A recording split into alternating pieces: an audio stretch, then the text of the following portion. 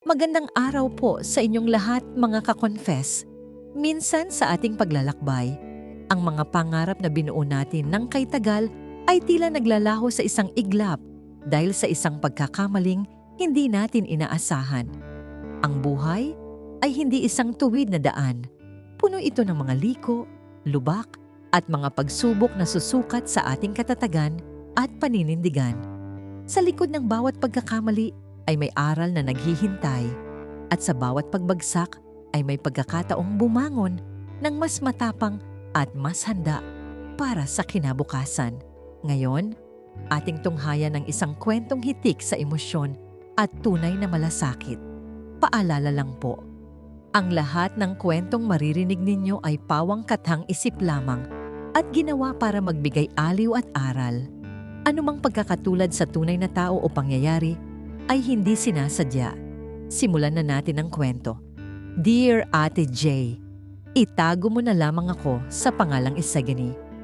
Sa gitna ng mataong lungsod ng General Santos, nakilala ko ang isang babaeng nagpabago sa takbo ng aking mundo. Siya si Fiona, isang dalagang may mga matang tila, nagniningning tuwing pinag-uusapan ng kanyang mga pangarap sa buhay. Ako naman si Isagani, isang estudyanteng puno ng ambisyon at determinadong itaguyod ang aking pamilya mula sa kahirapan. Nagtagpo ang aming mga landas sa silid-aralan kung saan ang bawat sulyap ay nauwi sa malalim na pag-uusap tungkol sa hinaharap. Hindi ko akalain na ang simpleng pagkakaibigan ay mauuwi sa isang matamis at mainit na pagtitinginan na puno ng pangako. Ang aming relasyon ay nagsimula sa mga simpleng date sa plaza at paglalakad sa ilalim ng mga bituin habang nangangarap ng gising. Si Fiona ang nagsilbing inspirasyon ko sa bawat pagsubok na dumarating sa aking pag-aaral at maging sa personal na buhay. Madalas kaming magplano kung anong klaseng buhay ang aming bubuuin kapag natapos na kami sa kolehiyo at mayroon na kaming mga magagandang trabaho. Sa mga sandaling iyon, tila walang anumang hadlang ang maaaring humarang sa aming pagmamahalan at sa mga planong aming binuo ng magkasama sa bawat araw. Ngunit sa likod ng bawat tawa at saya, may mga panganib na hindi namin lubos na napaghandaan dahil sa aming kabataan. Ang init ng aming pagmamahalan ay nauwi sa mga sandaling hindi namin napigilan ang aming mga damdamin at bugso ng laman. Dahil sa kakulangan ng gabay at sapat na pag-unawa sa mga posibleng bunga ng aming mga kilos, naging mapusok kami sa aming relasyon. Hindi namin naisip na ang isang gabi ng kaligayahan ay maaring magdulot ng panghabambuhay na pagbabago sa aming mga pangarap. Ang pag-ibig na akala namin ay sapat na ay unti-unting nanganib dahil sa kapusukan. Isang araw, napansin ko ang unti-unting pagbabago sa kilos at disposisyon ni Fiona na tila laging balisa at hindi mapakali. Hindi na siya ang dating masiglang babae na laging nakangiti tuwing kami ay magkakasama sa aming paboritong tambayan sa paaralan. Tinanong ko siya kung may problema ba, ngunit laging iling lamang ang kanyang isinasagot habang pilit na umiiwas sa aking mga tingin. Kinabahan ako dahil alam kong mayroong hindi tama sa kanyang kinikilos at sa biglang pananahimik niya. Ramdam ko ang bigat sa aking dibdib habang hinihintay ang katotohanan ng ayaw ko sanang marinig sa kanya. Sa ilalim ng malaking puno ng nara, sa wakas ay nagtapat si Fiona sa akin habang humahagulgol sa iyak at takot. Sinabi niya na ang kanyang buwanang dalaw ay hindi na dumating at positibo ang resulta ng pagsusuring ginawa niya sa bahay. Parang gumuho ang mundo ko sa mga sandaling iyon at hindi ko malaman kung ano ang aking dapat na isagot.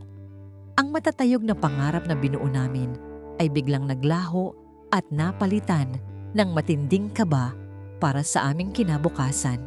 Pakiramdam ko ay isang malaking pagkakamali ang aming nagawa na magpapabago sa lahat ng aming plano. Dahil sa takot at sa murang edad, hindi ko agad nagawang ipakita ang katatagan na inaasahan sa akin ni Fiona noon. Imbes na yakapin siya at sabihing magiging maayos ang lahat, ako ay napatulala at tila gustong tumakbo palayo sa responsibilidad. Nakita ko ang pagkadismaya sa mga mata ni Fiona nang mapagtanto niyang hindi ako handang harapin ang bunga ng aming mga maling desisyon.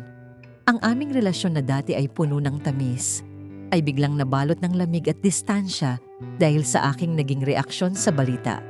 Labis ang aking pagsisisi sa aking naging asal sa kanya. Kinausap kami ng aming guro na si Sir Emerson matapos niyang mapansin ang aming madalas na pagliban at ang aming panlalanta.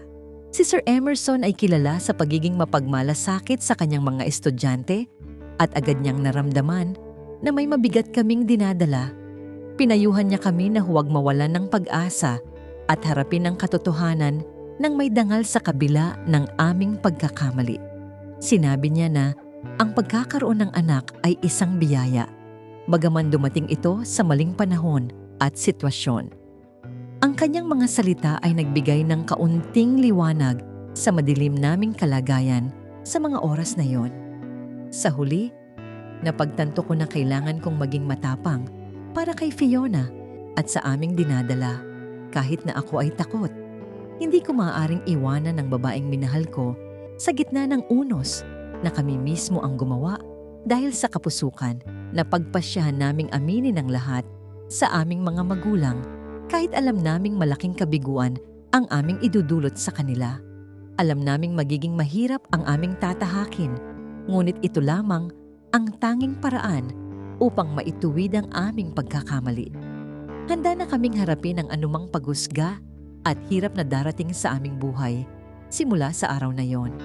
Ang pag-amin sa aming mga pamilya ang pinakamahirap na bahaging kailangan naming lampasan sa aming murang edad at kalagayan.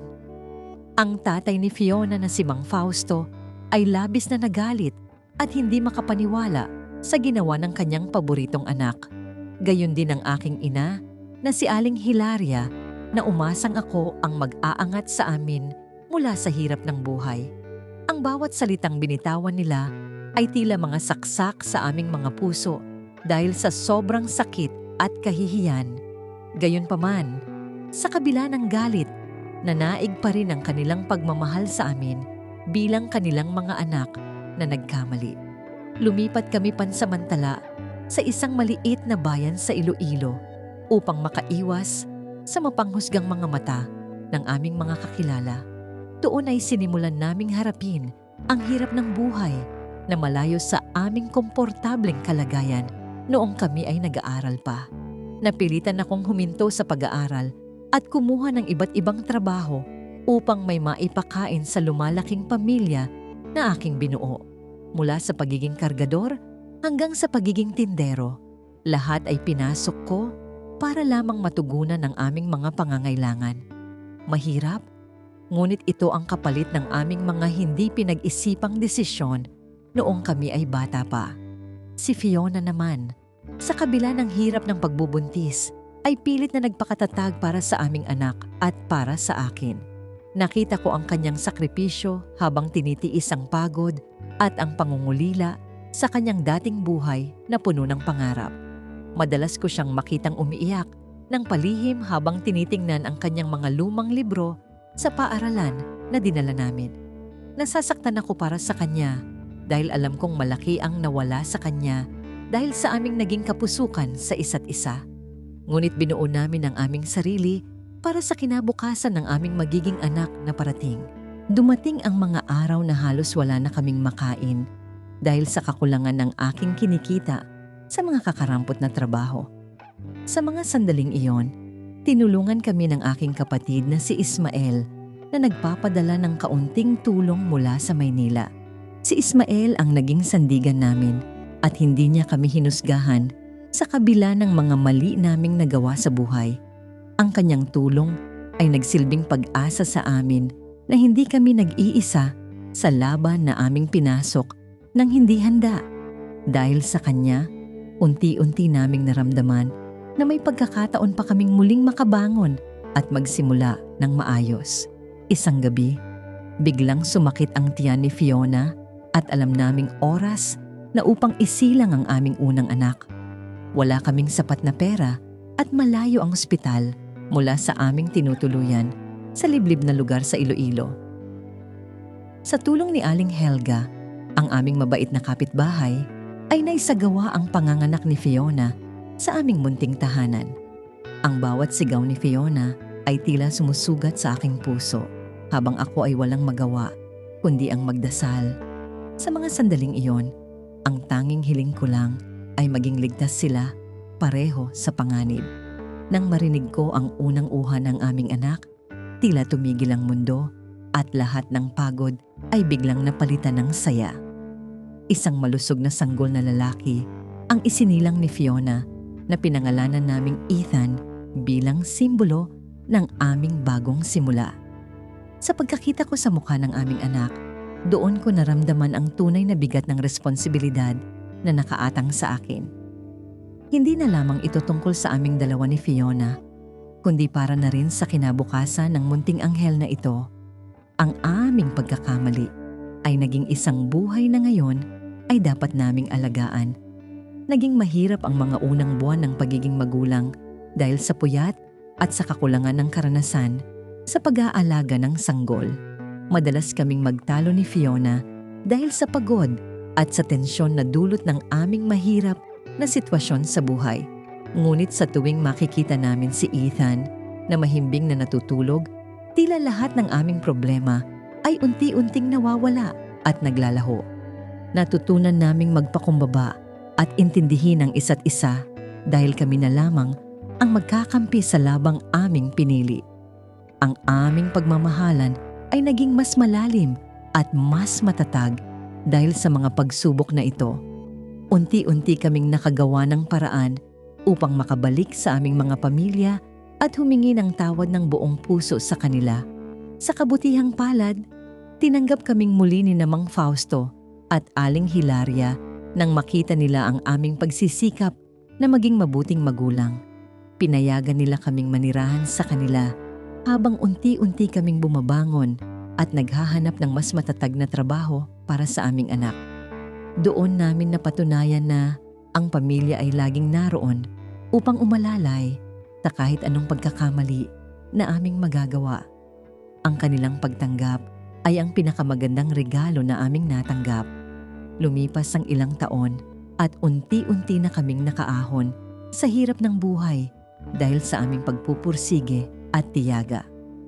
Nakahanap ako ng maayos na trabaho bilang isang ahente. Samantalang si Fiona ay nagpasyang bumalik sa pag-aaral ng paunti-unti. Hindi man naging madali ang pagsasabay ng pag-aaral at pag-aalaga kay Ethan, ginawa niya ang lahat para sa kanyang pangarap. Nakita ko ang determinasyon sa kanyang mga mata na makatapos upang mabigyan ng mas magandang buhay ang aming anak. Ang kanyang lakas ng loob ang nagsilbing inspirasyon ko upang lalo pang magsikap sa aking sariling trabaho. Sa tulong ni Ivy, ang matalik na kaibigan ni Fiona, ay nakahanap siya ng mga scholarship na nakatulong sa kanyang matrikula sa kolehiyo. Si Ivy ay laging nandyan upang suportahan si Fiona sa kanyang mga hangarin at sa pag-aalaga kay Ethan tuwing may pasok. Ang pagkakaroon ng mga totoong kaibigan ay isa ring mahalagang bahagi ng aming pagbangon mula sa aming madilim na nakaraan. Dahil sa kanilang suporta, naramdaman naming hindi kami kailanman nag-iisa sa aming paglalakbay patungo sa mas maayos na kinabukasan. Ang bawat tulong ay aming pinahalagahan ng husto at hindi kailanman kinalimutan.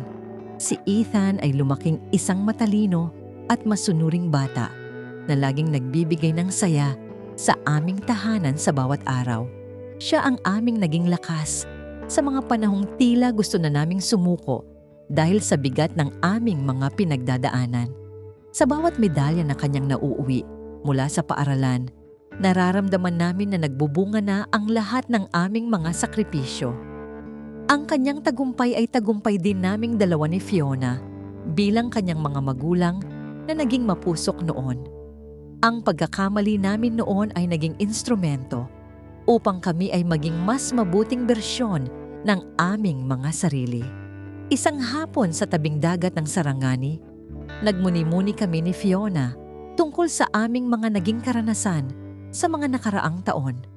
Napagtanto namin na ang pagkakamali na aming nagawa ay hindi pala katapusan ng aming mga pangarap, kundi simula ng bago. Hindi man naging madali ang landas na aming tinahak, ito naman ay puno ng mga aral na hindi namin matututunan sa paaralan. Ang pananagutan na aming hinarap ay nagpatanda sa amin ng mas mabilis, ngunit nagpatatag din sa aming samahan bilang mag-asawa. Masasabi naming masaya kami sa kung ano ang mayroon kami ngayon sa kabila ng lahat. Nagtatrabaho na rin ngayon si Fiona bilang isang guro. Ang pangarap na akala niya ay tuluyan ng naglaho noon. Ako naman ay na-promote sa aking trabaho at nakakakuha na ng sapat na kinikita upang mapag-aral si Ethan sa magandang paaralan. Nakabili na rin kami ng sariling bahay na aming pinagsumikapan ng husto sa loob ng maraming taon ng pagtitiyaga. Ang buhay namin ay naging mas makulay at mas makabuluhan dahil alam naming pinaghirapan namin ang bawat sentimo na aming tinatamasa. Ang tagumpay ay mas matamis kapag ito ay nanggaling sa gitna ng matinding pagsubok. Nais naming ibahagi ang aming kwento upang magsilbing aral sa mga kabataang tila nawawala sa tamang landas dahil sa kapusukan. Ang bawat desisyon ay may kaakibat na responsibilidad na kailangang harapin, kahit gaano pa ito kahirap o kabigat sa pakiramdam. Huwag mawalan ng pag-asa kahit na sa tingin nyo ay gumuho na ang inyong mundo dahil sa isang pagkakamali. May pagkakataon laging bumangon at itama ang mga mali, basta't may determinasyon at tiwala sa sarili at sa may kapal. Ang buhay ay patuloy na iikot at ang bukas ay laging puno ng bagong pag-asa. Sa ngayon, payapa na ang aming buhay at puno ng pasasalamat sa bawat biyayang aming natatanggap sa araw-araw na lumilipas. Alam namin na may mga pagsubok pa ring darating, ngunit handa na kaming harapin ang mga ito ng magkasama at magkatuwang. Ang pag-ibig namin ni Fiona ay hindi lamang nakabase sa tamis, kundi sa tibay ng aming pananagutan sa isa't isa. Kami ay nabuhay sa pagitan ng pangarap at pananagutan. At doon namin natagpuan ang tunay na kahulugan ng kaligayahan. Wala na kaming mahihiling pa, kundi ang manatiling buo at matatag ang aming munting pamilya. Ang kwentong ito ay alay ko rin kay Ethan, ang aming anak, na nagturo sa amin kung paano magmahal ng walang alinlangan. Sana sa kanyang paglaki, maunawaan niya na ang kanyang mga magulang ay nagkamali man, ay ginawa ang lahat para sa kanya. Ang bawat pawis at luha na aming inialay ay para sa kanyang magandang kinabukasan na aming pinapangarap simula nang siya ay dumating. Ang kwento ni Isagani at Fiona ay patunay na ang pag-ibig, kapag hinaluan ng pananagutan, ay kayang lampasan ang anumang unos. Dito nagtatapos ang aming paglalakbay sa pagitan ng pangarap at pananagutan. At yan ang kwento ni Isagani, isang lihim na minsan ay mahirap itago, pero sa huli ay nagbigay ng aral at katotohanan sa kanyang puso. Mga ka-confess, dito na nagtatapos ang ating kwento. Maraming salamat sa inyong pakikinig at pagsama sa amin mula simula hanggang dulo. Sana ay may napulot kayong aral, inspirasyon, o kahit konting saya sa ating ibinahaging kwento ngayon. Kung nagustuhan ninyo ang kwentong ito, huwag kalimutang i-like, i-share, at higit sa lahat ay mag-subscribe dito sa aming YouTube channel na Tagalog Wild Confession para sa mas marami pang kwentong kapanapanabik, nakakakilig, at minsan ay nakakagulat. At huwag din kalimutang i-follow ang aming Facebook page na Tagalog Wild Confession para lagi kayong updated sa mga bagong uploads at kwentuhan. Hanggang sa susunod nating kwentong Tagalog Wild Confession. Ingat kayo palagi, mga ka-confess.